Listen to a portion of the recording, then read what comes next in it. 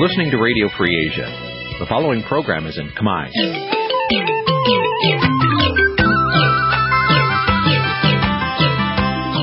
Nǐ chi càm bi tiệp xáy vệt chiu a zì sê ray.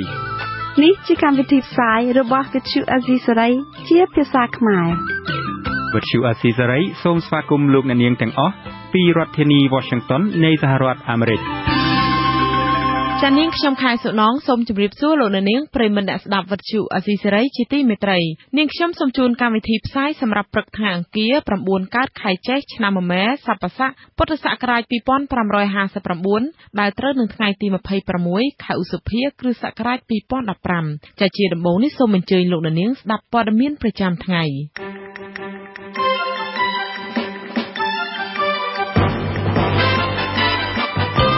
អាជ្ញាធរថៃខេត្តស៊ីសាកេតបញ្ជូនពលរដ្ឋខ្មែរដែលឆ្លងដែនទៅកាប់ឈើខុសច្បាប់មកកម្ពុជាក្រសួងសេដ្ឋកិច្ចចាត់វិធានការលើក្រុមហ៊ុនមីក្រូហិរញ្ញវត្ថុគ្មានច្បាប់អនុញ្ញាតពលរដ្ឋខេត្តស្វាយរៀងជាង200នាក់តវ៉ាជាថ្មីរឿងកុងទ័រអគ្គិសនីដើរលឿនខុសប្រក្រតីពលករខ្មែរតវ៉ាមុខស្ថានទូតស៊ុយអែតរឿងក្រុមហ៊ុនមិនបើកប្រាក់ឲ្យគ្រប់ចំនួនរួមនឹងព័ត៌មានសំខាន់ៗមួយចំនួនទៀត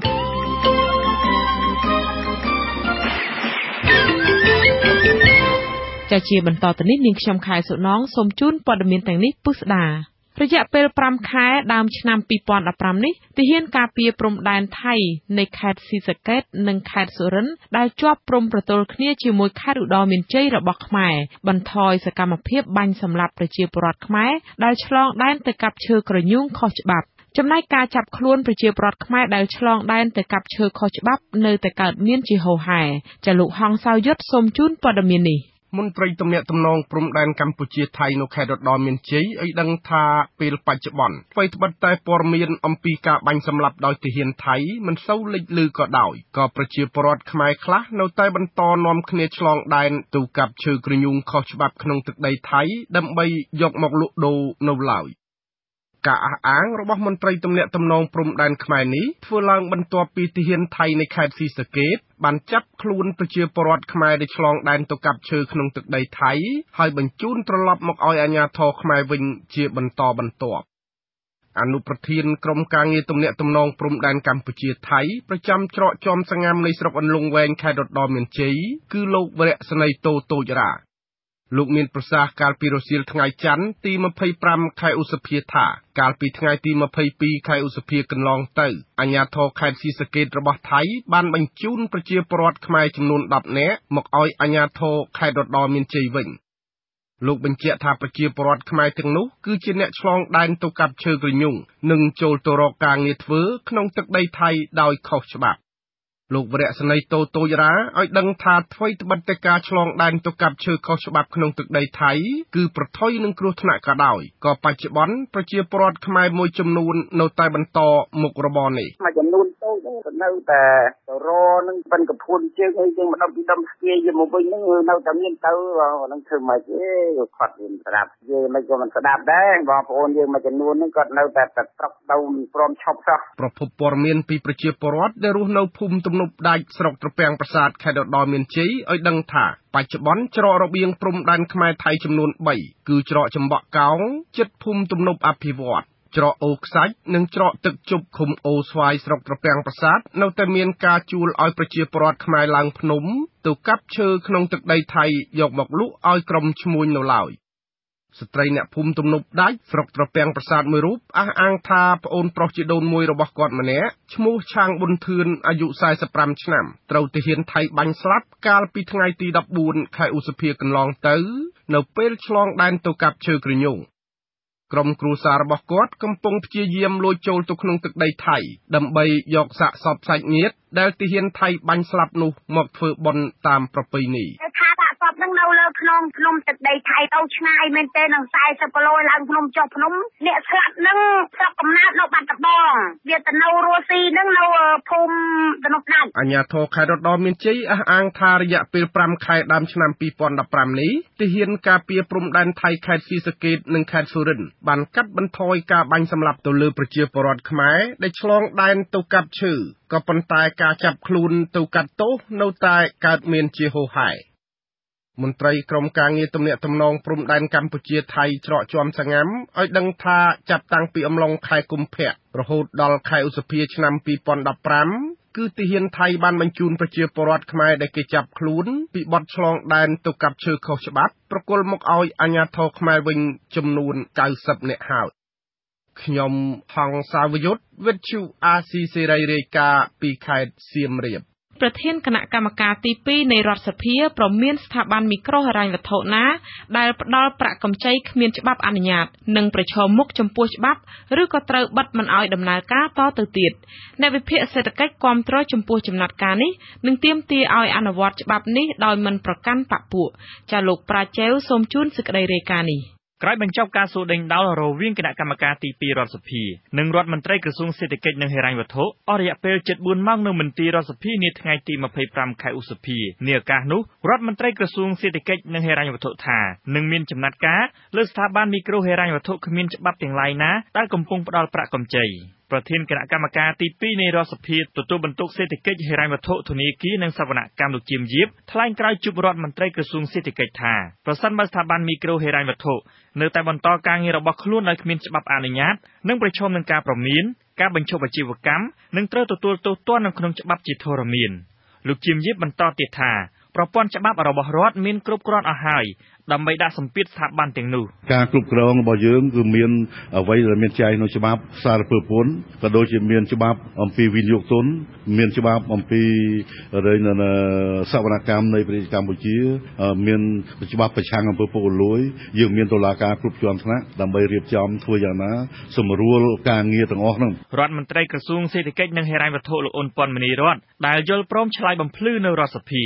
មិនបានផ្ដល់បទសម្ភាសន៍មកនេសាទព័ត៌មានឡើយដោយក្នុងពេលលោកជាមយាបកំពុងផ្ដល់បទសម្ភាសន៍លោករដ្ឋមន្ត្រីនិងមន្ត្រីហែហោមួយចំនួននាំគ្នាចេញស្ងាត់ៗតាមទ្វារក្រោយ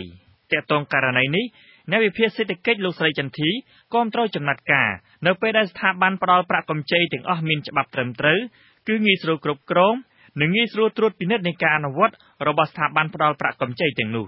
លោកស្រីចន្ទធីមើលឃើញថាការចរាចរណ៍ស្ថាប័នមីក្រូហិរញ្ញវត្ថុគ្មានច្បាប់អនុញ្ញាតនោះធ្វើឲ្យពលរដ្ឋជំពាក់បំណុលស្ថាប័ននីមួយៗកាន់តែច្រើនទៅស្របពេលដែលស្ថាប័នទាំងនោះមានការប្រាក់ខ្ពស់សំខាន់ត្រូវតែមានការគ្រប់គ្រងតែកណាបើបដោយគាត់អាចយកការប្រាក់នឹងថ្លៃពេកធ្វើឲ្យអតិថិជនដែលប្រើប្រាស់នឹងមានបញ្ហាជាប់បំណុលសងមិនបានមួយហើយមួយទៀតជួនកាលគាត់អត់មានបញ្ជីស្នាមត្រឹមត្រូវអញ្ចឹងអាចមានបញ្ហាដែរហើយអ្នកដែលខ្ចីនឹងគាត់អាចទៅពាក់មីក្រូវត្ថុមានច្បាប់គាត់ទៅខ្ចីអ្នកអត់ច្បាប់នឹងទៅពាក់ច្រើនអត់ដឹងមកទៅពាក់អ្នកណាខ្លះអញ្ចឹងបំណុលគាត់ពិបាកទៀតកន្លងមកប្រជាពលរដ្ឋនៅតាមទីជនបទមួយចំនួនបានរត់ចោលផ្ទះសម្បែងឬស្រុកកំណើតព្រោះតែជំពាក់លុយស្ថាប័នផ្ដល់ប្រាក់កម្ចីទាំងនោះអ្នកខ្លះត្រូវគេរឹបអូសផ្ទះសម្បែងព្រោះតែជំពាក់លុយច្រើនស្ថាប័នក្នុងពេលតែមួយចំណែកអភិបាលខេត្តកណ្ដាលលោកម៉ៅភិរុនដែលទើបតែឡើងកាន់តំណែងថ្មីប្រាប់ថាលោកពុំទាន់ទទួលរបាយការណ៍ថានៅក្នុងខេត្តកណ្ដាលមានស្ថាប័នមីក្រូហិរញ្ញវត្ថុដែលដំណើរការដោយគ្មានច្បាប់នោះទេទោះបែបនេះក្តីលោកអភិបាលថាលោកនឹងសាររើពិនិត្យឡើងវិញរាល់ស្ថាប័នទាំងនោះលោកម៉ៅភិរុនបន្តថាកន្លងមកខេត្តពុំទាន់ទទួលបានប័ណ្ណបញ្ជាពីរដ្ឋាភិបាលឬធនាគារជាតិទាក់ទងស្ថាប័នផ្ដល់ប្រាក់កម្ចីណាមួយនៅឡើយទេมันមានតែទាន់មានរបាយការណ៍ណាថាស្ថាប័នហ្នឹងអត់មានច្បាប់ដូចឡើយទេនៅខេត្តហ្នឹងបើមិនជាមានករណីដែលស្ថាប័នហ្នឹងអត់មានច្បាប់គឺយើងនឹងអនុវត្តតាមវិធានជាញឹកញាប់គេសង្កេតឃើញថាធនាគារជាតិនិងក្រសួងសេដ្ឋកិច្ចនិងហិរញ្ញវត្ថុបានណែនាំដល់មន្ត្រីថ្នាក់ក្រោមជាតិឲ្យធ្វើការតាមដានលើស្ថាប័នមីក្រូហិរញ្ញវត្ថុទាំងឡាយណាដែលកំពុងដំណើរការផ្ដល់ប្រាក់កម្ចីដើម្បីអនុវត្តការងារនេះទទួលបានប្រសិទ្ធភាពអ្នកវិភាគសេដ្ឋកិច្ចឯករាជ្យលោកស្រីចន្ទធីទាមទារឲ្យមានកម្លាំងនិងធនធានមនុស្សគ្រប់គ្រាន់និងអនុវត្តទៅលើស្ថាប័ននានាដោយគ្មានការរើសអើងខ្ញុំប្រាជ្ញវិទ្យុអាស៊ីសេរីភ្នំពេញ ចាលោកនាងកំពុងស្ដាប់កម្មវិធីផ្សាយរបស់វិទ្យុអាស៊ីសេរីពលរដ្ឋជាង200នាក់នៅឃុំក្រោលគោខេត្តស្វាយរៀងតវ៉ាជាថ្មីទៀតនៅសាលាឃុំដោយជំរុញឲ្យអាជ្ញាធរអគ្គិសនីអន្តរាគមន៍ទៅម្ចាស់អគ្គិសនីឯកជននៅទីនោះសើរើឡើងវិញពីភាពមិនប្រក្រតីធ្ងន់ធ្ងរនៃកុងទ័រអគ្គិសនីការតវ៉ានេះកើតឡើងជាថ្មីបន្ទាប់ពីពលរដ្ឋមិនទាន់ទទួលបានដំណោះស្រាយនៅឡើយពីបញ្ហាកុងទ័រភ្លើងដើរលឿនខុសធម្មតាចំណែកពលរដ្ឋម្ចាស់អ្នកប្រើប្រាស់មិនមានលទ្ធភាពសងថ្លៃសេវាអគ្គិសនីនៅខែឧសភានេះចំណែកម្ចាស់អគ្គិសនីឯកជននៅតែប្រកាន់ជំហរថានឹងផ្ដាច់ចរន្តអគ្គិសនីបណ្ដោះអាសន្នបើពលរដ្ឋណាមិនទូទាត់ថ្លៃសេវាប្រើប្រាស់អគ្គិសនីបានគ្រប់ចំនួននោះចាលោកម៉ែនសុធីរាយការណ៍ព័ត៌មាននេះការចូលរួមដោះស្រាយបញ្ហាអគ្គិសនីនៅព្រឹកថ្ងៃទី25ឧសភាមានការចូលរួមពីម្ចាស់អគ្គិសនីឯកជនអាជ្ញាធរអគ្គិសនីនិងអភិបាលស្រុកស្វាយជ្រុំមេឃុំក្រៅគោលោកម៉ែនលុនឲ្យដឹងនៅថ្ងៃទី25ឧសភាថានៅរសៀលថ្ងៃទី25នេះអាជ្ញាធរអគ្គិសនីបានដោះកងទ័រអគ្គិសនីពលរដ្ឋ6គ្រួសារដើម្បីត្រួតពិនិត្យប៉ុន្តែនៅមិនទាន់មានលទ្ធផលនៅឡើយនៅរសៀលថ្ងៃទី25ឧសភានេះលើពីនេះលោកស្នើឲ្យម្ចាស់អគ្គិសនីឯកជននិងពលរដ្ឋដោះស្រាយបញ្ហានេះដោយសន្តិវិធីហ្នឹងវាមិនដឹងធ្វើមិនដែរខ្ញុំពុំមិនដឹងដោះស្រាយវាមិនដែរតើដែរខ្ញុំព្រោះអានេះការព្រមព្រៀងក្រុមពលរដ្ឋស្នើឲ្យម្ចាស់អគ្គិសនីបន្ធូរបន្ថយតម្លៃអគ្គិសនីខ្លះដើម្បីឲ្យពួកគាត់មានលទ្ធភាពបង់ប្រាក់ឲ្យក្រុមហ៊ុនតាក់ទងបញ្ហានេះពលរដ្ឋអះអាងថាកន្លងមកពួកគាត់ធ្លាប់ប្រើថាមពលអគ្គិសនីជាធម្មតាអស់ប្រមាណ 50,000 រៀលក្នុងមួយខែប៉ុន្តែបច្ចុប្បន្នកើនដល់ជាង 20,000 រៀលក្នុងខែឧសភានេះដែលជាតម្លៃហួសពីសមត្ថភាពរបស់ពួកគាត់ដែលមានមុខរបរធ្វើស្រែតំណាងពលរដ្ឋម្នាក់រស់នៅឃុំក្រៅគោគឺលោកជាឆាយលោកថ្លែងថាពលរដ្ឋពុំមានលទ្ធភាពបង់ថ្លៃសេវាអគ្គិសនីទេបន្ទាប់ពីតម្លៃអគ្គិសនីខ្ពស់ខែមុនបងអត់តែ 50,000 ទេខែហ្នឹងឡើងដល់ 20,000 ហើយម្យ៉ាងគាត់ប្រើតម្លៃកន្លែងអញភ្លើងគាត់ប្រើដូចនៅស្ដាយគាត់គ្មានបន្ថែមអីចឹងទេបរិសុទ្ធដដែលបន្តថាពលរដ្ឋអំពាវនាវឲ្យរដ្ឋាភិបាលអន្តរាគមន៍បញ្ហាមួយចំនួនរួមមានអគ្គិសនីច្រើនដាច់ញឹកញាប់ភាពមិនប្រក្រតីនៃកងទ័រអគ្គិសនីដើរលឿនបញ្ហាតម្លៃថ្លៃការផាកពិន័យចំពោះការបង់ប្រាក់យឺតយ៉ាវនិងពាក្យសម្ដីមិនសមរម្យពីបុគ្គលិកអគ្គិសនីក្រៅគោក្រុមពលរដ្ឋរកឃើញថាអគ្គិសនីដាច់ញឹកញាប់នេះឲ្យកងទ័រអគ្គិសនីកើនឡើងខ្លាំងជាក់ស្ដែងអគ្គិសនីសពថ្ងៃច្រើនដាច់ញឹកញាប់ឆ្លើយតបនឹងការចោទប្រកាន់នៃម្ចាស់អគ្គិសនីឯកជនឃុំក្រៅគោលោកសនស៊ីផាតប្រកាន់ចំហមិនចុះតម្លៃអគ្គិសនីតាមការស្នើសុំរបស់ពលរដ្ឋឡើយព្រោះនេះជាតម្លៃដែលបានកំណត់ដោយអាជ្ញាធរអគ្គិសនីកម្ពុជាលោកថាកងទ័រអគ្គិសនីដើរលឿនឬយឺតស្ថិតនៅលើអ្នកប្រើប្រាស់ប៉ុណ្ណោះអាជ្ញាធរកំណត់លក់តម្លៃប្រមាណគឺខ្ញុំលក់តាមផ្លូវច្បាប់ខាងអាជ្ញាធរអគ្គិសនីកម្ពុជាគាត់ជាអ្នកការពារផ្លូវច្បាប់ឲ្យប្រជាពលរដ្ឋទាំងអ្នកអាជីវរដ្ឋវិសុវអសីស្រីមិនអាចតតងសុំការអធិប្បាយពីអាជ្ញាធរអគ្គិសនីខេត្តស្វាយរៀងបានទេនៅថ្ងៃទី25ឧសភាទោះយ៉ាងណាមន្ត្រីសង្គមស៊ីវិលអង្កេតឃើញថាបញ្ហាកងទ័រអគ្គិសនីកើតមានឡើងស្ទើរទូទាំងប្រទេសនៅមិនទាន់មានដំណោះស្រាយណាមួយពីរដ្ឋាភិបាលបន្ថែមពីលើនេះទៀតការដោះកងទ័រអគ្គិសនីដើម្បីត្រួតពិនិត្យមិនមែនជាវិធីសាស្ត្ររកឃើញការពិតឡើយយ៉ាងណាដើម្បីរកឃើញបញ្ហានេះតើតែមានអ្នកជំនាញផ្នែកអគ្គិសនីប្រើឧបករណ៍តាមដានចរន្តអគ្គិសនីដោយឯករាជ្យមានការចូលរួមពីគ្រប់ភាគីពាក់ព័ន្ធប្រធានមជ្ឈមណ្ឌលប្រជាពលរដ្ឋដើម្បីអភិវឌ្ឍនិងសន្តិភាពលោកយងគឹមអេងមានប្រសាសន៍ថាអាជ្ញាធរអគ្គិសនីគួរចាត់វិធានការតាមផ្លូវច្បាប់ចំពោះសេវាឯកជនណាដែលមានចេតនាកេងចំណេញប្រាក់ពីពលរដ្ឋតាមរយៈកងទ័រអគ្គិសនីនេះលោកក៏សម្គាល់ថារដ្ឋាភិបាលនៅមិនទាន់អនុវត្តតាមច្បាប់ចំពោះបុគ្គលមានចេតនាកេងចំណេញដោយបន្លំលោកថាបើនៅមិនដោយឲ្យបញ្ហានេះកើតមាននឹងបង្កជាគុណវិបត្តិធ្ងន់ធ្ងរដល់ជីវភាពពលរដ្ឋជាដើមបើឃើញអស់ច្រើនត្រូវមានការសង្ស័យដែរបាទមិនបានន័យថាអគ្គិសនីកម្ពុជាបានលុយច្រើនអ្នកមកការបន្តហ្នឹងនំមានសบายចិត្តឬក៏អគ្គិសនីខ្លួនឯងប្រមូលលុយបានសบายចិត្តត្រូវតាមដានថាវាមានបញ្ហាពលរដ្ឋអះអាងថាអគ្គិសនីក្រៅគោជាអគ្គិសនីឯកជនដែលវិនិយោគបន្តពីអគ្គិសនីខេត្តព្រៃវែងតាំងពីឆ្នាំ2007ក្នុងតម្លៃ 1,700 រៀលក្នុង1គីឡូវ៉ាត់ម៉ោងរហូតមកដល់ឆ្នាំ2010ដល់បច្ចុប្បន្នតម្លៃធ្លាក់មកត្រឹម 1,050 រៀលក្នុង1គីឡូវ៉ាត់ម៉ោងចំណែកពលរដ្ឋនៅភូមិឆ្ងាយតម្លៃអគ្គិសនីខ្ពស់ជាងនេះយ៉ាងណាតម្លៃនេះរងការរិះគន់ថាជាការវិនិយោគតម្លៃខ្ពស់ជាច្រើនឆ្នាំកន្លងមកជាងនេះទៅទៀតពលរដ្ឋស្នើអាជ្ញាធរអគ្គិសនីកំណត់តម្លៃអគ្គិសនីដោយអគ្គិសនីរបស់រដ្ឋនៅស្រុកស្វាយជ្រុំនិងទីរួមខេត្តស្វាយរៀង1គីឡូវ៉ាត់ម៉ោង650រៀលខ្ញុំម៉ែនសុធីវិសុអាស៊ីសេរីពីរាជធានីភ្នំពេញចាលោកនាងស្ដាប់ជាទីមេត្រី ពលករខ្មែរជាច្រើនអ្នកសូមអន្តរាគមន៍ពីស្ថានទូតស៊ុយអែតប្រចាំកម្ពុជាឲ្យជួយដោះស្រាយវិវាទជាមួយក្រុមហ៊ុនដាំកូនឈើនៅក្នុងប្រទេសស៊ុយអែតដែលមិនទាន់បើកប្រាក់ខែឲ្យពួកគេគ្រប់ចំនួននៅឡើយ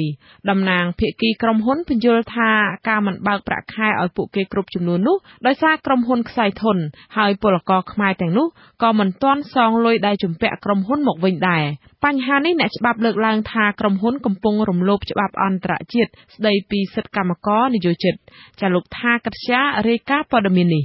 ក្នុងចំណោមពលករខ្មែរចំនួន72នាក់ដែលទៅធ្វើការងារជាអ្នកដាំនិងកាត់ដើមឈើនៅប្រទេសស៊ុយអែតកាលពីឆ្នាំ2014កន្លងទៅមានពលករខ្មែរ34នាក់ក្នុងចំណោមនោះមិនទាន់បានបើកប្រាក់ខែគ្រប់ចំនួននិងគ្រប់គ្នានៅឡើយ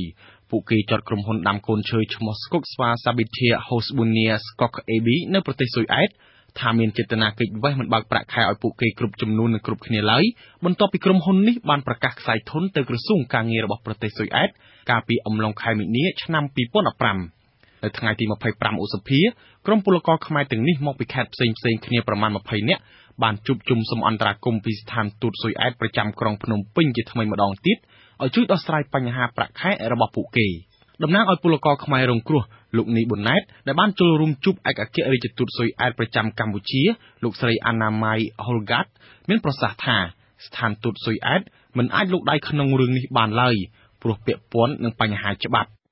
ព្រោះថារឿងអស់ហ្នឹងពាក់ព័ន្ធនឹងច្បាប់អញ្ចឹងរដ្ឋាភិបាលគេខាងនោះគេទទួលយកអ្វីដែលនៅមុខច្បាប់អញ្ចឹងពួកគាត់អត់បានដោះស្រាយពួកយើងបានទេព្រោះហ្នឹងគាត់ខាងជា embassy គាត់បានជួយពួកយើងឬអីផ្សេងៗដែលយើងមានបញ្ហាគាត់ជួយដោះស្រាយបានប៉ុន្តែផ្ដើមចេញជាវិវាទប្រាក់ខែនេះពលករខ្មែរទាំងនោះរៀបរាប់ថាក្រោយចប់រដូវនៃការដាំនិងកាត់ដើមឈើដែលមានរយៈពេល6ខែដោយអនុវត្តកិច្ចសន្យាចាប់ពីថ្ងៃទី23មេសាដល់ថ្ងៃទី30តុលាឆ្នាំ2014កន្លងទៅក្រុមហ៊ុនបានបើកប្រាក់ខែមិនទាន់គ្រប់ចំនួននិងគ្រប់គ្នានៅឡើយព្រោះអ្នកខ្លះនៅសល់$3,000និងអ្នកខ្លះទៀតនៅសល់ពី$6,000ទៅ$7,000ទោះបីជាបែបនេះក្តីក្រុមហ៊ុនបានប្តឹងពលករខ្មែរចំនួន34នាក់នេះដោយចោទថាជំពាក់ប្រាក់ក្រុមហ៊ុនជាច្រើនពាន់$មិនទាន់សងត្រឡប់ទៅវិញឆ្លើយតបចំពោះការចោទប្រកាន់នេះក្រុមពលករខ្មែរទាំង34នាក់អះអាងថាមុននឹងត្រឡប់មកកម្ពុជាពួកគេបានទូទាត់សងបំណុលរួចរាល់ហើយពួកគេបញ្ជាក់ដែរថាក្រុមហ៊ុនមិនបានផ្ដល់ប្រាក់ប្រចាំខែសម្រាប់កម្មករកម្ពុជាឲ្យបានទៀងទាត់ទៅតាមកិច្ចសន្យាការងារដែលបានព្រមព្រៀងគ្នាជាមុននោះទេតំណាងក្រុមហ៊ុននឹងជាអ្នករដ្ឋការឯកសារផ្សេងៗជាមួយស្ថានទូតស៊ុយអែតប្រចាំកម្ពុជាលោកហងពិសិដ្ឋប្រាប់វិទ្យុអាស៊ីសេរីថាតាមពិតក្រុមហ៊ុនក៏រងគ្រោះដែរព្រោះពលករទាំងនោះបានខ្ចីលុយពីក្រុមហ៊ុនជាច្រើនប៉ុន្តែមិនទាន់សងវិញនៅឡើយទេគាត់និយាយទៅលោកស្រាតែគាត់អត់ទទួលស្គាល់ការពិតថាគាត់នឹងអត់បានខ្ចីលុយបងនៅស្រុកក្រៅទេហើយទូទាត់សងហើយបើឯកសារនៅនោះគាត់និយាយថាឲ្យកិច្ចផុតពីបំណុលណាបងពេលឥឡូវខាងនោះគេដាក់ពាក្យបណ្ដឹងទាមទារបំណុលលុយដែលពាក់គេរហូតមកដល់ពេលនេះប្រទេសកម្ពុជានិងប្រទេសស៊ុយអែតពុំមានកិច្ចព្រមព្រៀងក្នុងការបញ្ជូននិងទទួលពលករនោះទេ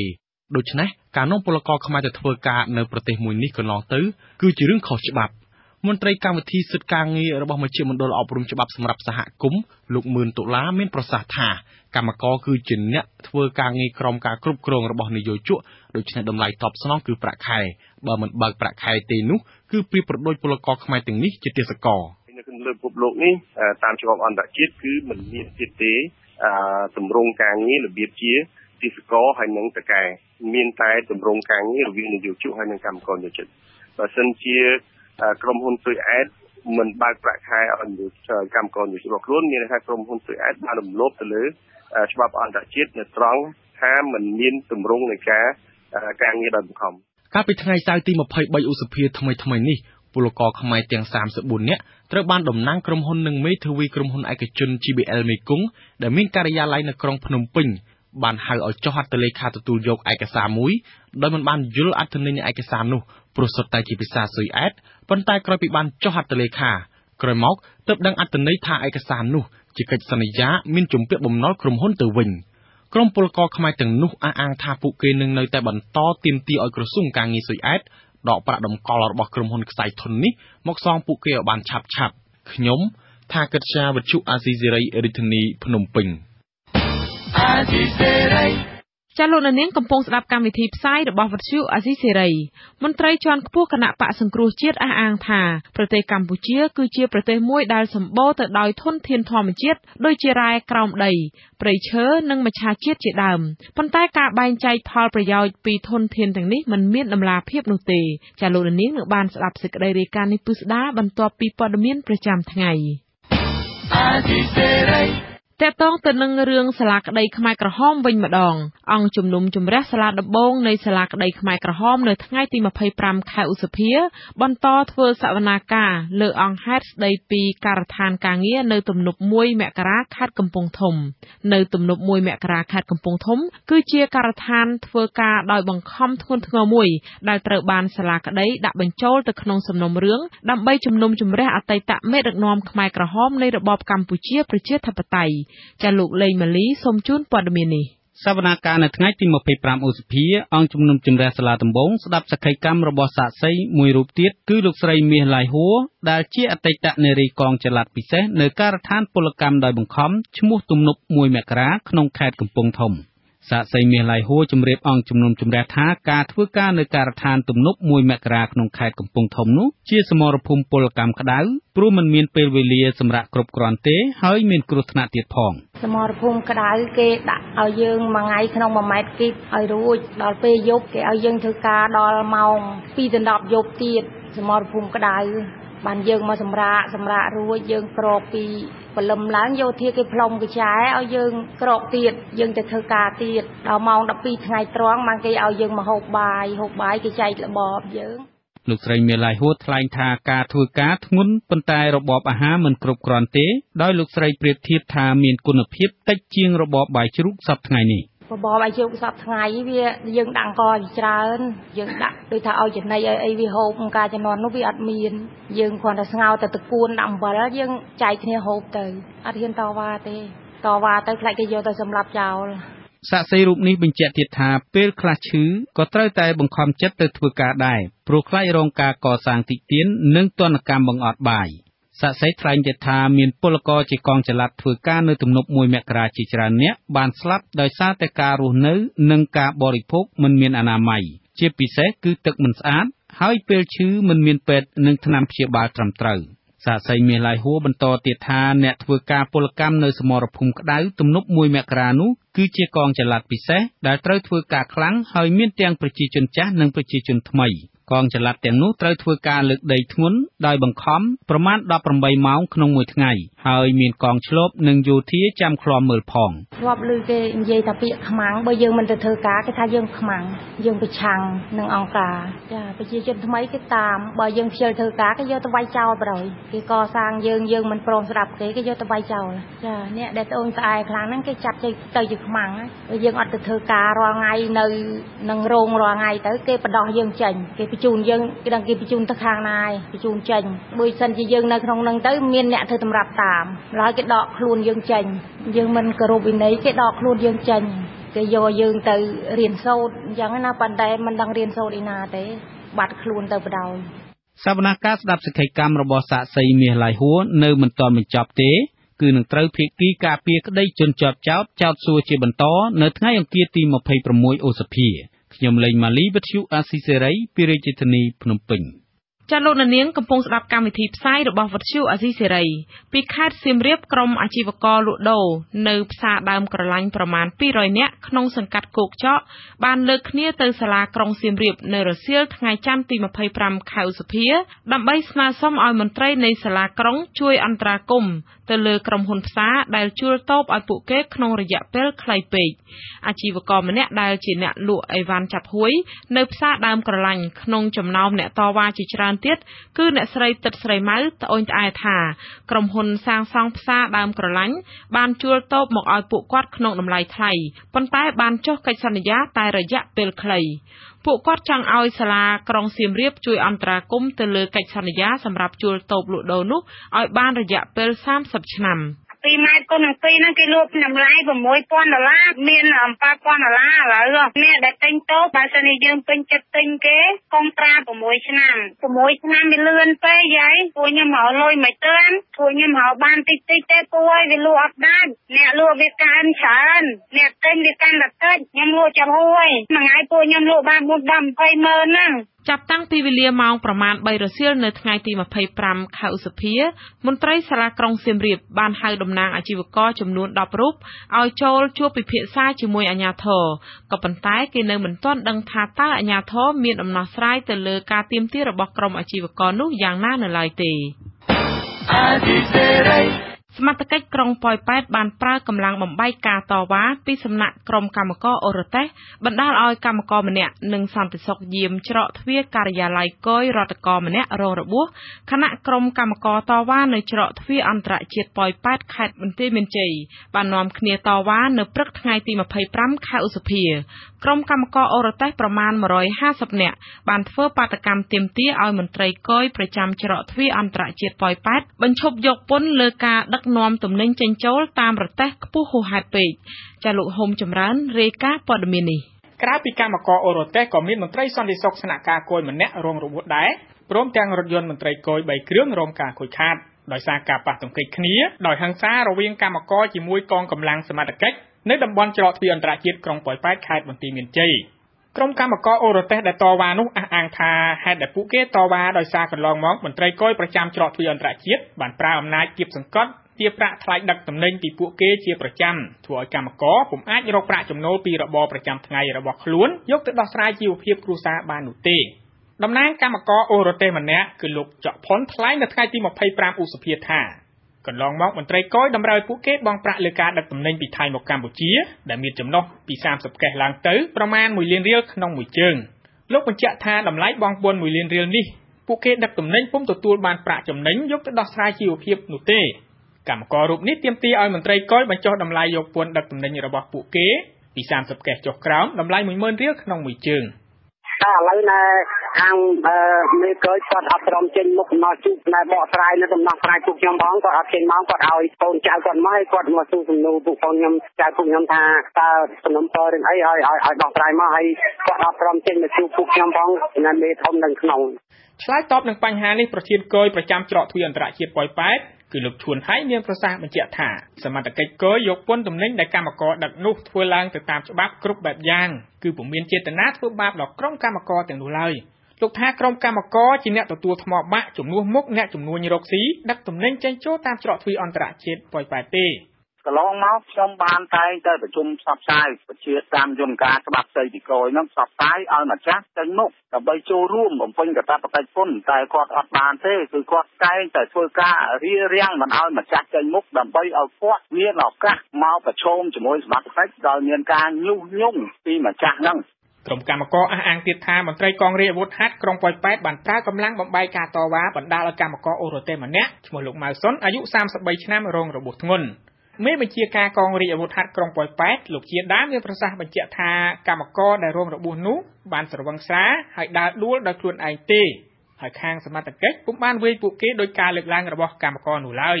អញ្ចឹងក៏មកសមត្ថកិច្ចគាត់ទៅអូហៅអត់ទេចេញពី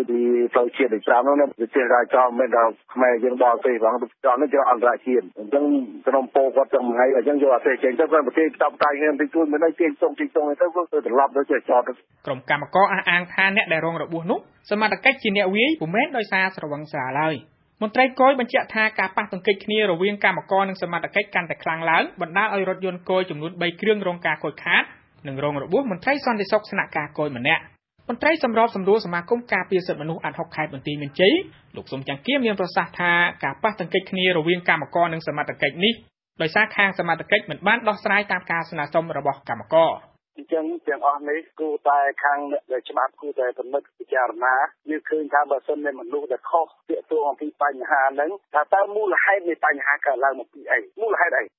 រហូតមកទល់ពេលនេះស្ថានភាពការតវ៉ាបានស្ងប់ស្ងាត់ទៅវិញប៉ុន្តែពុំមានដំណោះស្រាយនៅឡើយទេចំណែកឯខាងសមត្ថកិច្ចក្រុងប៉ោយប៉ែតបានដាក់ពង្រាយកម្លាំងការពារជុំវិញតំបន់ដែលកម្មករតវ៉ានោះខ្ញុំហុំចម្រើនវិទ្យុ RC សេរីពីខេត្តបាត់ដំបង ចាលោកអ្នកនាងស្ដាប់ជាទីមេត្រីលោកអ្នកនាងទៅបានស្ដាប់ព័ត៌មានប្រចាំថ្ងៃរបស់វិទ្យុអាស៊ីសេរីដែលរៀបចំជូនដោយនាងខ្ញុំខែសុណងចាសូមអញ្ជើញលោកអ្នកនាងរងចាំស្ដាប់សេចក្តីរាយការណ៍ផ្សេងៗទៀតនៃកម្មវិធីផ្សាយរបស់យើងនៅពេលបន្តិចទៀតនេះ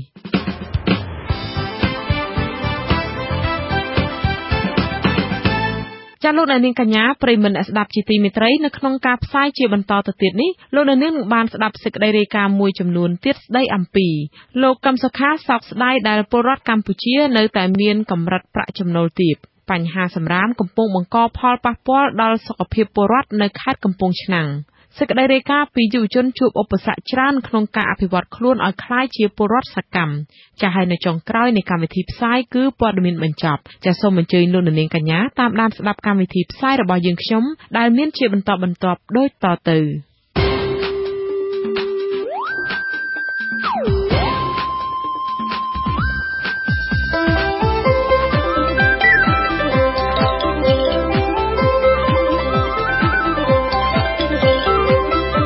សេចក្តីរាយការណ៍ពិស្ដា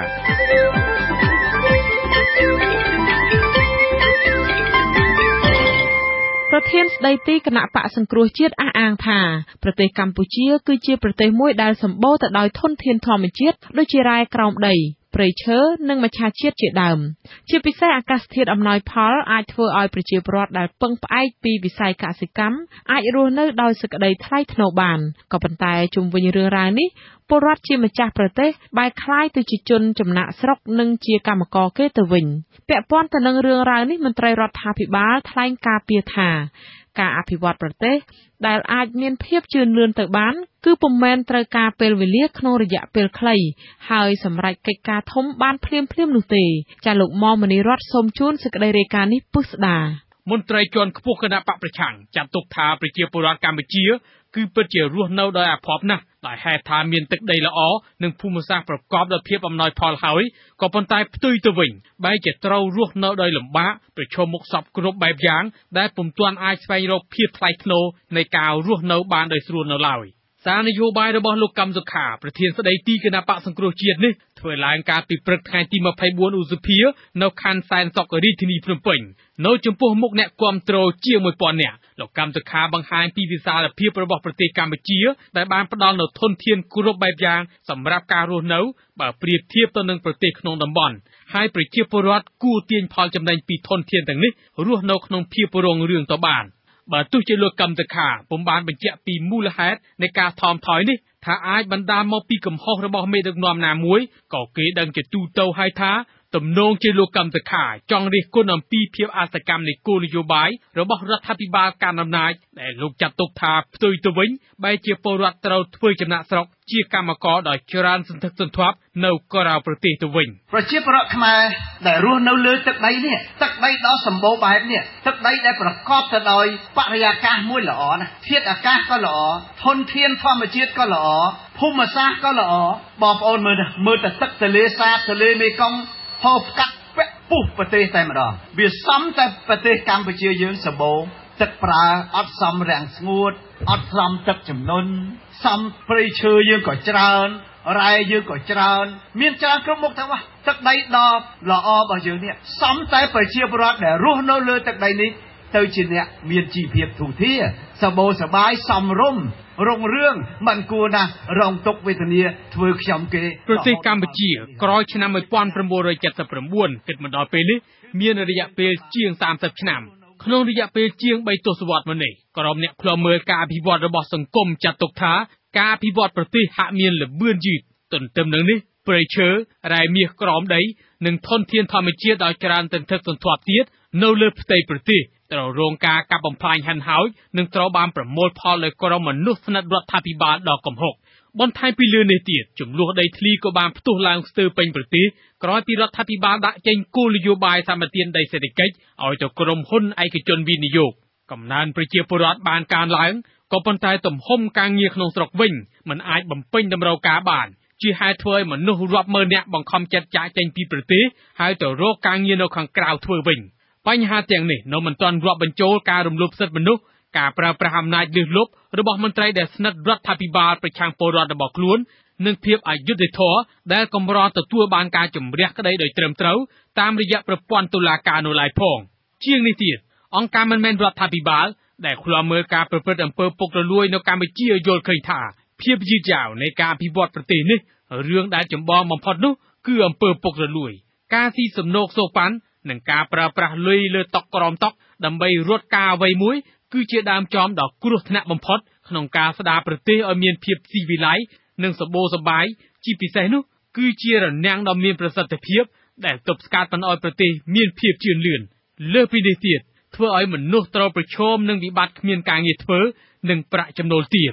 បើទោះជាយ៉ាងនេះក៏ដោយលោកទិដ្ឋាភិបាលមន្ត្រីនាំពាក្យអង្គភាពព័ត៌មាននិងបរិយាកម្មរហ័សនៃទីស្តីការគណៈរដ្ឋមន្ត្រីដែលតំណាងឲ្យភាគីរដ្ឋាភិបាលថ្លែងការពីថាការអភិវឌ្ឍប្រទេសគឺពុំអាចប្រើប្រាស់ពេលវេលាខ្លីហើយចង់សម្រេចកិច្ចការធំបានភ្លាមៗទេលោកថ្លែងបន្តថាប្រទេសកម្ពុជាទើបទទួលបានសន្តិភាពពេញលេញក្នុងរយៈពេលប៉ុន្មានឆ្នាំចុងក្រោយនេះប៉ុណ្ណោះហេតុនេះការទាមទារណាមួយដែលចង់ឲ្យមានការអភិវឌ្ឍដែលឆាប់រហ័សគឺវាពុំមែនជាការងាយស្រួលឡើយបន្ថែមពីលើនេះទៀតលោកទិដ្ឋាភិបាលអះអាងថាជាពិសេសប្រទេសកម្ពុជាបានឆ្លងកាត់ភ្លើងសង្គ្រាមដ៏រ៉ាំរ៉ៃហេតុផលទាំងនេះហើយគឺជាមូលហេតុដ៏ចម្បងដែលនាំឲ្យកម្ពុជាត្រូវការពេលវេលាដើម្បីធ្វើដំណើរទៅមុខទៀតប្រទេសកម្ពុជាគឺបន្ទាប់ពីមានការបំផ្លាញខ្ទេចខ្ទីអស់នៅហេដ្ឋារចនាសម្ព័ន្ធនិងអ្វីៗផ្សេងៗទាំងអស់នៅក្នុងសម័យប៉ុលពតគឺយើងចាប់ផ្ដើមស្ដារប្រទេសឡើងវិញហើយស្ដារប្រទេសឡើងវិញនឹងធនធានមនុស្សបញ្ញវន្តនៃចេះដឹងជាច្រើនគឺត្រូវបានស្លាប់បាត់បង់ជីវិតដូច្នេះអ្វីៗយើងមិនអាចធ្វើក្នុងរយៈពេលដ៏ខ្លីមួយថ្ងៃឬមួយអាទិត្យឲ្យប្រទេសនេះត្រូវតែរីកចម្រើនដោយប្រទេសដទៃបាននោះទេវាទាមទារធនធានមនុស្សហើយនឹងលទ្ធភាពនឹងការស្វែងរកនៅដៃគូដើម្បីការអភិវឌ្ឍប្រទេសអញ្ចឹងហើយយើងបាននឹងកំពុងដំណាក់កាលអភិវឌ្ឍផងហើយនឹងចូលរួមទាំងអស់គ្នាដើម្បីនឹងបន្តអភិវឌ្ឍកាលពីឆ្នាំ2014កន្លងទៅអង្គការដំណាភិបអន្តរជាតិបានឲ្យពិន្ទុកម្ពុជាជាប់លេខរៀងទី156ក្នុងចំណោមប្រទេស175លើពិភពលោកជាប្រទេសដែលមានអំពើពុករលួយខ្លាំងចំណាត់ថ្នាក់នេះបានធ្វើឲ្យកម្ពុជាមានពិន្ទុទាបជាងប្រទេសជិតខាងរបស់ខ្លួនដូចជាថៃវៀតណាមនិងប្រទេសឡាវលោកព្រាបកុលនាយកប្រតិបត្តិអង្គការដំណាភិបកម្ពុជាថ្លែងថាការដាក់ពិន្ទុថាភាពយឺតយ៉ាវនៃការអភិវឌ្ឍប្រទេសនេះមើលទៅលើជ្រុងតែម្ខាងនោះគឺពុំទាន់អាចចាត់ទុកថាជារឿងត្រឹមត្រូវទេ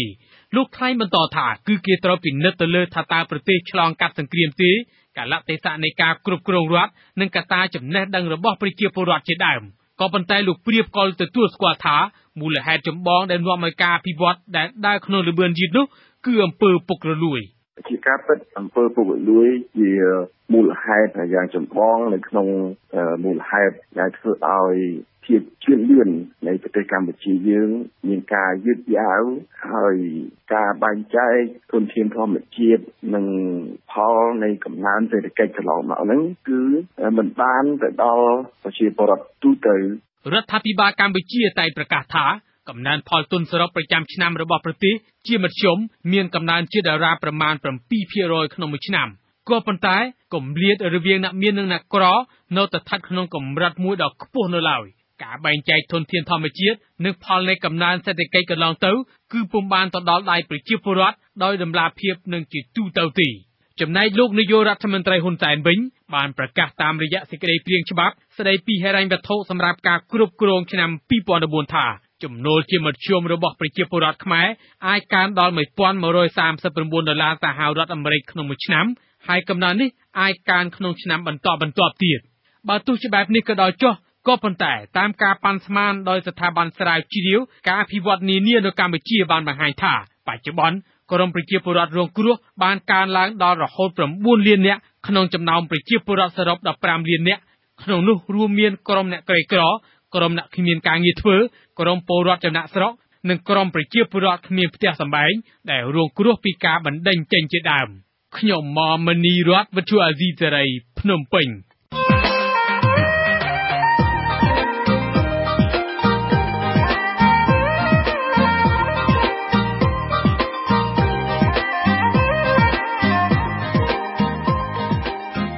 ល លោកអ្នកនាងកញ្ញាប្រិយមិត្តអ្នកស្ដាប់ជាទីមេត្រីរដ្ឋាភិបាលកម្ពុជាធ្លាប់បានលើកលែងទោសនិងដោះលែងស្ត្រីជាប់ពន្ធនាគារដែលមានកូនតូចរស់នៅជាមួយនិងស្ត្រីដែលមានផ្ទៃពោះប្រការនេះទទួលការសាទរពីក្រុមអង្គការការពារសិទ្ធិមនុស្សមួយចំនួនប៉ុន្តែមន្ត្រីអង្គការសិទ្ធិមនុស្សខ្លះរំពឹងថារដ្ឋាភិបាលអាចនឹងមានវិធានការជាក់លាក់និងយូរអង្វែងក្នុងការពិចារណាពីការឃុំខ្លួនស្ត្រីជាម្ដាយក្នុងពន្ធនាគារដើម្បីផ្ដល់លទ្ធភាពឲ្យម្ដាយដែលភាគច្រើនជាស្ត្រីមេផ្ទះបានថែទាំកូន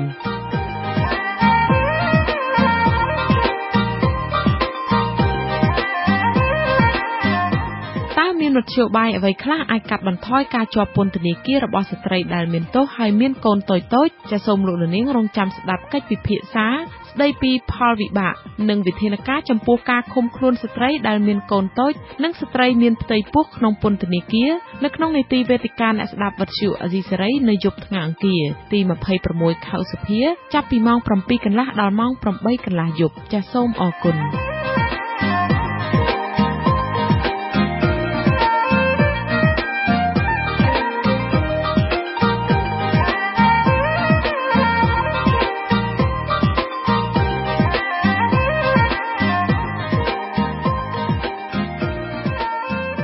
ប្រជាពលរដ្ឋប្រមាណ10គ្រួសារក្នុងចំណោមពលរដ្ឋជាច្រើនទៀតរស់នៅភូមិសន្ទូចភូមិត្រោកកើតនិងភូមិអន្លង់ព្រុសស្រុករលាផ្អៀខេត្តកំពង់ឆ្នាំងត្អូញត្អែពីបញ្ហាសម្រាមស្អុយរលួយនិងផ្សែងហុយពីការដុតសម្រាមនោះបណ្ដាលឲ្យប៉ះពាល់សុខភាពមនុស្សនិងបរិស្ថានអាជ្ញាធរមូលដ្ឋាននិងមន្ត្រីបរិស្ថានបញ្ជាក់ថាអាជ្ញាធរកំពុងរកទីតាំងចាក់សម្រាមថ្មីឆ្ងាយពីផ្ទះអ្នកភូមិបច្ចុប្បន្នដើម្បីបញ្ជៀសផលប៉ះពាល់ចាលោកចិនចេថាសូមជូនសេចក្តីរាយការណ៍នេះសម្រាមនិងកាកសំណល់ផ្លាស្ទិកប្រមូលចេញពីផ្សារលើផ្សារក្រោមនិងពីតាមផ្ទះក្នុងក្រុងកំពង់ឆ្នាំងសរុបជាង10តោនក្នុងមួយថ្ងៃបានដឹកទៅចោលក្បែរសាលាឃុំស្រែថ្មីស្ថិតនៅភាគខាងលិចក្រុងកំពង់ឆ្នាំងចម្ងាយប្រមាណ6គីឡូម៉ែត្រក្រុមពលរដ្ឋមានផ្ទះនៅក្បែរនោះចង់ឲ្យអាជ្ញាធរបដូរទីតាំងចាក់សម្រាមឲ្យបានឆាប់ខណៈពួកគាត់ធុញទ្រាន់នឹងសត្វរុយកើតច្រើនចេញពីសម្រាមនិងក្លិនស្អុយអាសោចស្ត្រីវ័យជាង40ឆ្នាំម្នាក់គឺអ្នកស្រី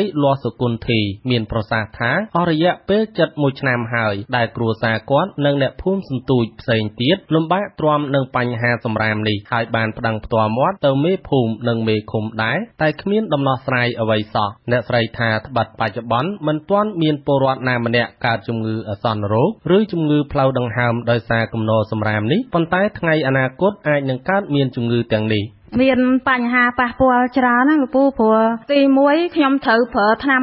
មូសជាប្រចាំជាប់រាល់ថ្ងៃហើយថ្នាំមូសវាជាជាតិពុលហើយកូនខ្ញុំក្មួយខ្ញុំទូចតាចហ្នឹងវាត្រូវអាហ្នឹងយូរវាអាចនឹងខូចសុខភាពហើយរុយខ្ញុំបាញ់ថ្នាំមូសម្ដងបោសប្រមូលចង់មកច្រែងដល់ពេលអញ្ចឹងខ្ញុំទំនាក់ទំនងទៅភូមិគេថាគេជាប់ចុះកងត្រាកាន់ដល់ឆ្នាំគេបានដោះស្រាយចេញដល់ពេលផុតដីម្ចាស់មួយហើយស្រាប់តែឃើញមកម្ចាស់ទៀតរត់តែគៀកខ្ញុំទៀតចំណែកពលរដ្ឋម្នាក់ទៀតមានផ្ទះនៅចម្ងាយជាង30ម៉ែត្រពីគំនរសម្រាមបានថ្លែងក្នុងលក្ខខណ្ឌសូមមិនបញ្ចេញឈ្មោះថាឡានឆ្នៃឬក្របីយន្តនិងឡានបែនចំណុះ5តោនចំនួន4គ្រឿងបានដឹកសម្រាមកាត់តាមមុខផ្ទះអ្នកភូមិដែលថ្ងៃខ្លះធ្លាក់សំណល់ស្អុយរលួយរប៉ាត់រប៉ាយពេញមុខផ្ទះទៀតផងលោកបារម្ភថានៅរដូវភ្លៀងធ្លាក់សម្រាមសើមដុតមិនឆេះហើយសត្វរុយអាចកើតកាន់តែច្រើនឡើងរុយវាច្រើនហើយវាធំក្លិនស្អុយពេលយើងហូបបាយអញ្ចឹងហូបអត់កើតយើងចាប់ដើមហូបរុយមកគាត់បក់តែរុយអញ្ចឹងហើយវាណាមួយពេលខ្យល់ខ្លាំងអីវាហុយពេញផ្លូវអញ្ចឹងគាត់នឹងថាចង់ឲ្យគេដូរទីកន្លែងហ្នឹងទៅឲ្យគេទៅចាក់កន្លែងផ្សេង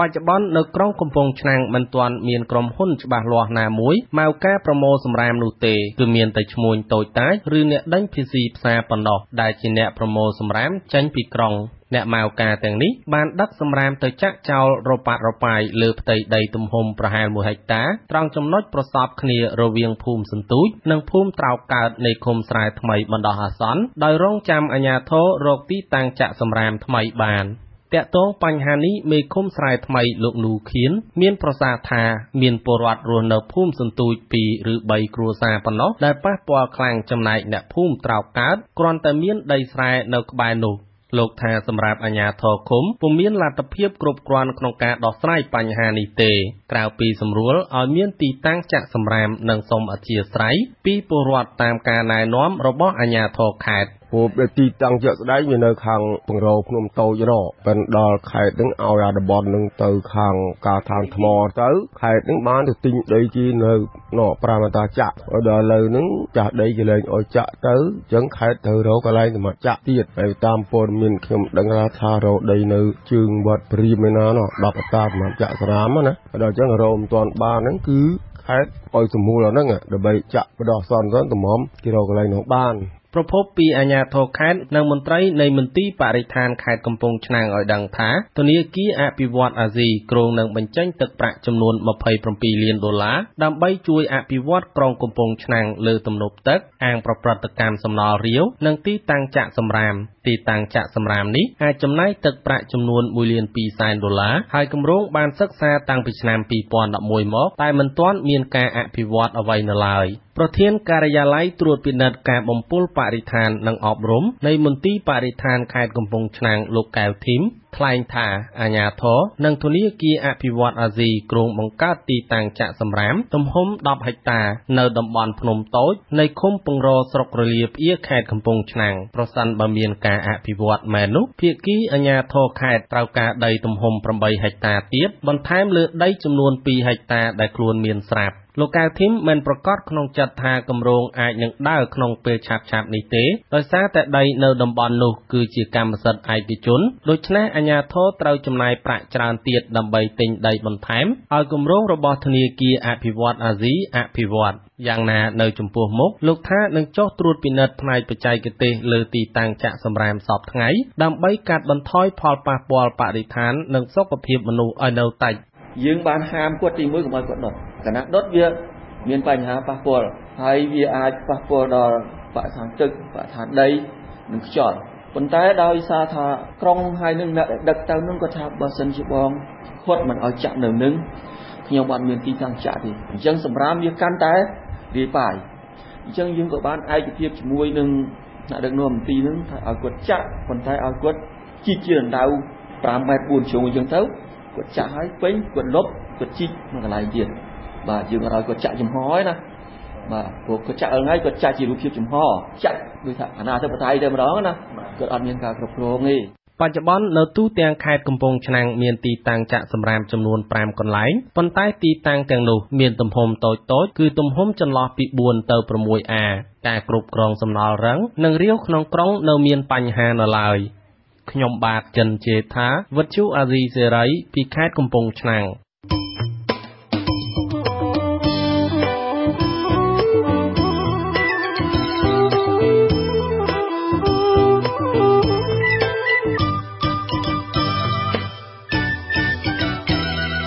ជនកម្ពុជាត្អូញត្អែថាពួកគេជួបឧបសគ្គច្រើនក្នុងការអភិវឌ្ឍខ្លួនឲ្យក្លាយជាពលរដ្ឋសកម្មក្នុងដំណើរការអភិវឌ្ឍសង្គមប្រជាធិបតេយ្យថ្លែងនៅក្នុងវេទិកាយុវជនស្ដីពីការយល់ដឹងពីសកលលោកនិងការអភិវឌ្ឍខ្លួនជាពលរដ្ឋសកម្មនៅថ្ងៃទី24ខែឧសភាតំណាងអង្គការសង្គមស៊ីវិលមើលឃើញថាបច្ចុប្បន្ននេះយុវជនកម្ពុជាកាន់តែច្រើនបានចាប់ផ្ដើមស្វែងយល់និងវិភាគពីបញ្ហាសង្គមដែលមានសារៈសំខាន់ជួយជំរុញបង្កើនការយល់ដឹងអំពីការវិវត្តរបស់កម្ពុជានិងសកលលោកចាលោកថាកត្យារាយការណ៍ព័ត៌មាននេះពលរដ្ឋសកម្មគឺជាពលរដ្ឋដែលយកពេលវេលានិងកម្លាំងកាយចិត្តរបស់ពួកគេ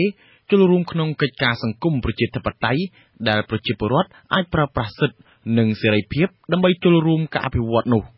យ៉ាងណាក៏ដោយយុវជនកម្ពុជាអះអាងថាការប្រើប្រាស់សិទ្ធិនិងសេរីភាពរបស់ពួកគេដើម្បីឲ្យក្លាយជាពលរដ្ឋសកម្មនៅតែជួបឧបសគ្គច្រើនឧបសគ្គនោះគឺនៅពេលដែលធ្វើយុទ្ធនាការផ្សេងៗដើម្បីការពារបរិស្ថានការពារដីធ្លីនិងទាមទារឲ្យមានការគោរពសិទ្ធិមនុស្សជាដើមត្រូវបានរារាំងពីសំណាក់អាជ្ញាធរ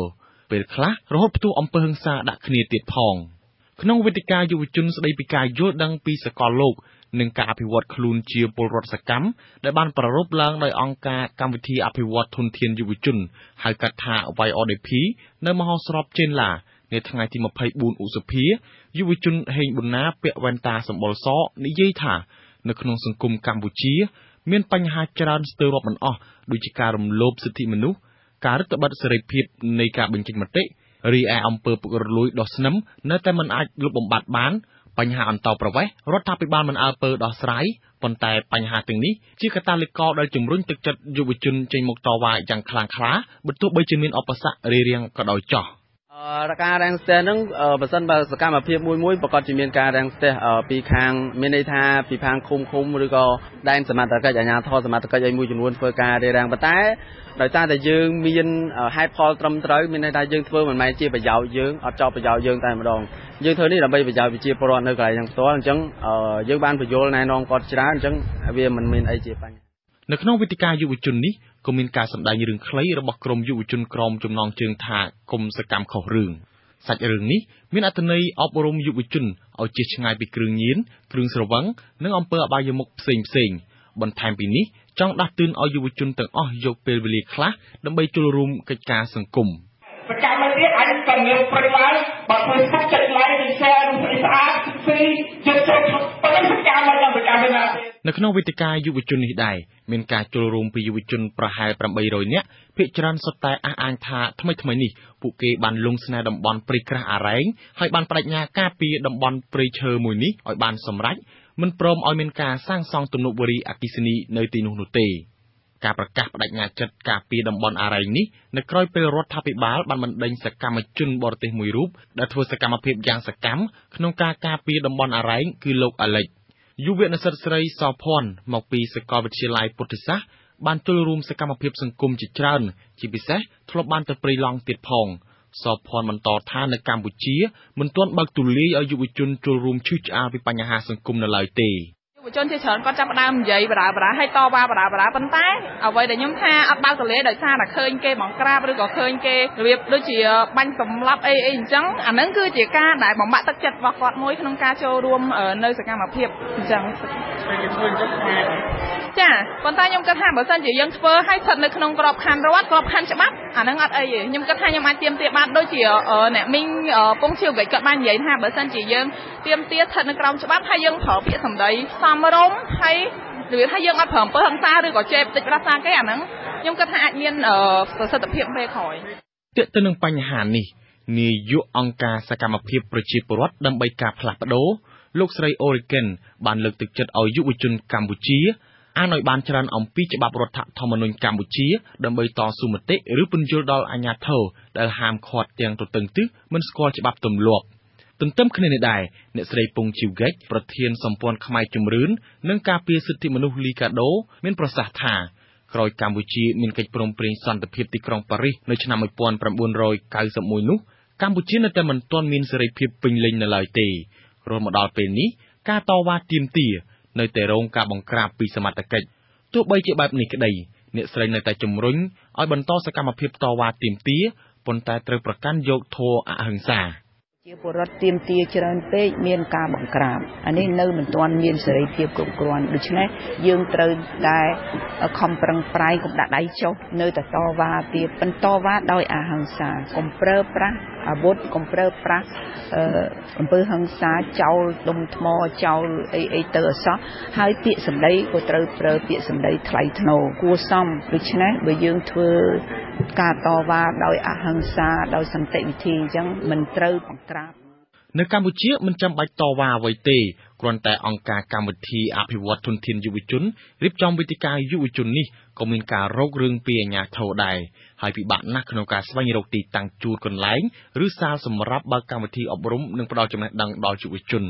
នាយកប្រតិបត្តិនៃអង្គការកម្មវិធីអភិវឌ្ឍធនធានយុវជនលោកជាងសុខារៀបរាប់អំពីបញ្ហាលំបាករបស់លោកនៅពេលរៀបចំកម្មវិធីម្ដងគឺត្រូវយកប្រធានបទទៅជជែកជាមួយអាជ្ញាធរថាតើវាមានផលប៉ះពាល់ដល់សហគមន៍ឬសង្គមជាតិឬទេជាក់ស្ដែងដូចជាថ្មីនេះយើងរៀបចំការជួបជុំយុវជនជាមួយនឹងប្រជាពលរដ្ឋនៅក្នុងសហគមន៍នៅខេត្តកណ្ដាលពាក់ព័ន្ធជាមួយនឹងការជជែកពីរឿងប្រវត្តិសាស្ត្រទេបាទពេលហ្នឹងហើយដែលធ្វើឲ្យយុវជនរបស់យើងក្រុមយុវជនរបស់យើងដែលទៅរៀបចំហ្នឹងមានភាពតានតឹងជាមួយអាជ្ញាធរដែរព្រោះគាត់មិនអនុញ្ញាតឲ្យធ្វើទេដរាបណាមានភ្លើងខៀវពីថ្នាក់ខេត្តយុវជនមួយចំនួនហាក់មិនសូវខ្វាយខ្វល់ពីបញ្ហាសង្គមឡើយដោយគិតថាពួកគេសូម្បីតែជីវិតមិនទាន់រៀបចំឲ្យបានរឹងមាំផងថាតើពួកគាត់ចូលរួមធ្វើឲ្យប្រសើរឡើងនៅស្ថានភាពសង្គមយ៉ាងណា នៃវិភាគលើកឡើងថាយុវជនគឺជាតួអង្គឬជាកម្លាំងចលករដ៏សំខាន់សម្រាប់ប្រទេសជាតិប្រទេសមួយអាចមានជោគវាសនាល្អឬមិនល្អអាស្រ័យទៅលើការវិនិយោគឬការពង្រឹងសមត្ថភាពយុវជនដែលជាកម្លាំងស្នូលម្យ៉ាងទៀតដើម្បីឆ្លើយតបចំពោះការអភិវឌ្ឍរបស់សកលលោកនោះកម្ពុជាចាំបាច់ណាស់ត្រូវពង្រឹងសមត្ថភាពយុវជនឲ្យកាន់តែខ្លាំងក្លាថែមទៀតស្របតាមគោលនយោបាយជាតិស្តីពីការអភិវឌ្ឍយុវជនដែលរដ្ឋាភិបាលបដិញ្ញាលើកកម្ពស់ធនធានយុវជននោះខ្ញុំថាកិត្យាវិទ្យុអាស៊ីសេរីរាជធានីភ្នំពេញ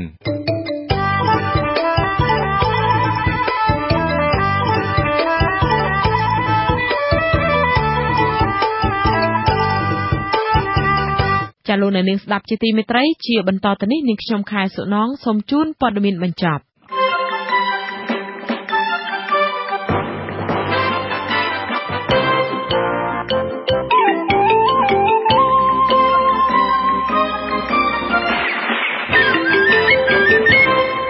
រយៈពេល5ខែដើមឆ្នាំ2015នេះទាហានការពារព្រំដែនថៃនៃខេត្តស៊ីសាកេតនិងខេត្តសុរិន្ទដែលជាប់ព្រំប្រទល់គ្នាជាមួយខេត្តឧត្តរមានជ័យរបស់ខ្មែរបន្ថយសកម្មភាពបាញ់សម្លាប់ប្រជាពលរដ្ឋខ្មែរដែលឆ្លងដែនទៅកាប់ឈើក្រញូងខុសច្បាប់ចំណែកការចាប់ខ្លួនប្រជាពលរដ្ឋខ្មែរដែលឆ្លងដែនទៅកាប់ឈើខុសច្បាប់នៅតែកើតមានជាហូរហែ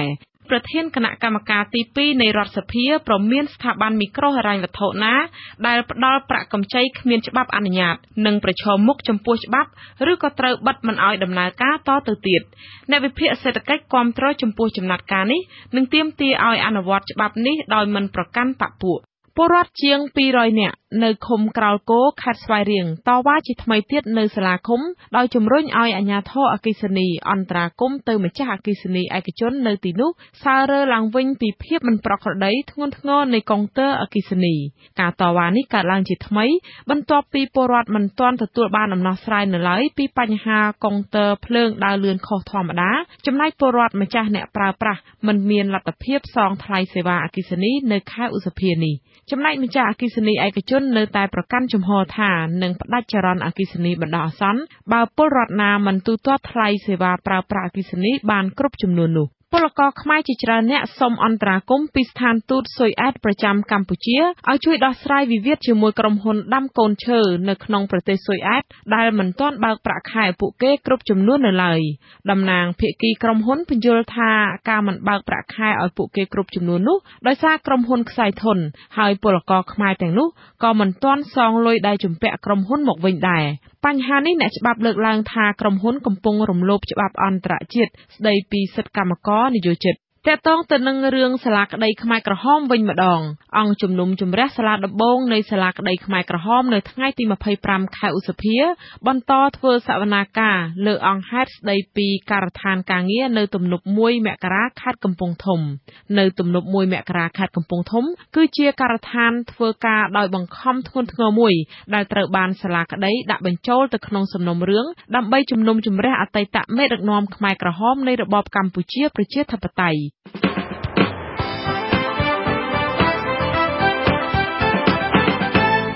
ចាលោកនាងកញ្ញាប្រិយមិត្តអ្នកស្ដាប់ជាទីមេត្រីកម្មវិធីផ្សាយរយៈពេល1ម៉ោងនៃវិទ្យុអាស៊ីសេរីនៅពេលនេះចាប់តែត្រឹមនេះ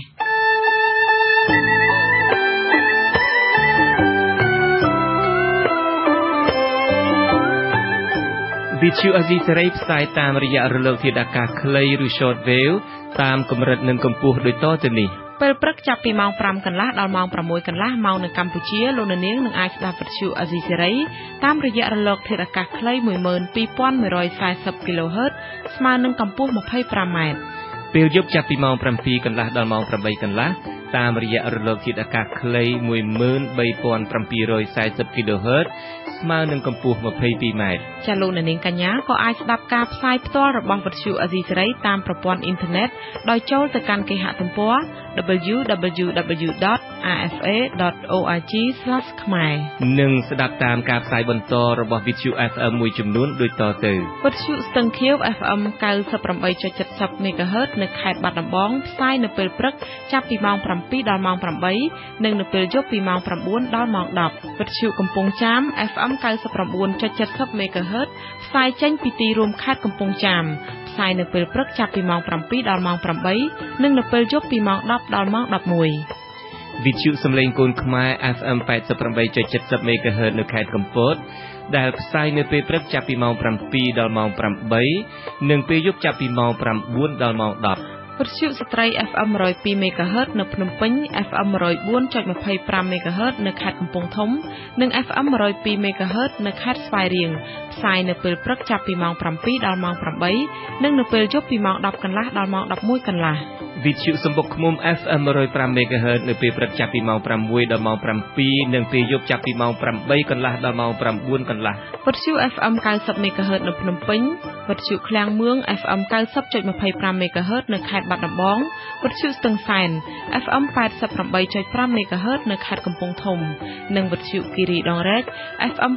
90.25 MHz នៅខេត្តឧត្តរមានជ័យដែលផ្សាយនៅពេលព្រឹកចាប់ពីម៉ោង 6 កន្លះដល់ម៉ោង 7 កន្លះនិងនៅពេលយប់ពីម៉ោង 9 កន្លះដល់ម៉ោង 10 កន្លះ វិទ្យុអង្គររដ្ឋា FM 95.5 MHz នៅខេត្តសៀមរាបផ្សាយនៅពេលព្រឹកពីម៉ោង 7 ដល់ម៉ោង 8 និងពេលយប់ពីម៉ោង 8 កន្លះដល់ម៉ោង 9 កន្លះនិងវិទ្យុអន្តរជាតិ TV FM 90.25 MHz នៅខេត្តសៀមរាបផ្សាយនៅពេលព្រឹកពីម៉ោង 7 ដល់ម៉ោង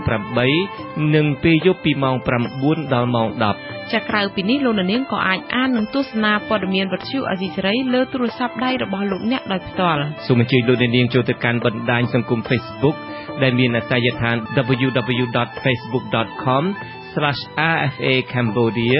និង YouTube www.youtube.com/RFA Khmer Video ចាសសូមលោកនាងចុច Like និងចុច Subscribe ដើម្បីទទួលបានព័ត៌មានថ្មីទាន់ហេតុការណ៍និងទស្សនាវីដេអូផ្សេងទៀតបានគ្រប់ពេលវេលា យើងខ្ញុំសូមជូនពរដល់លោកអ្នកនាងព្រមទាំងក្រុមគ្រួសារទាំងអស់ឲ្យជួបប្រកបតែនឹងសេចក្តីសុខសេចក្តីចម្រើនរុងរឿងកំបីគ្លៀងគ្លាតឡើយ ចាលោកជុន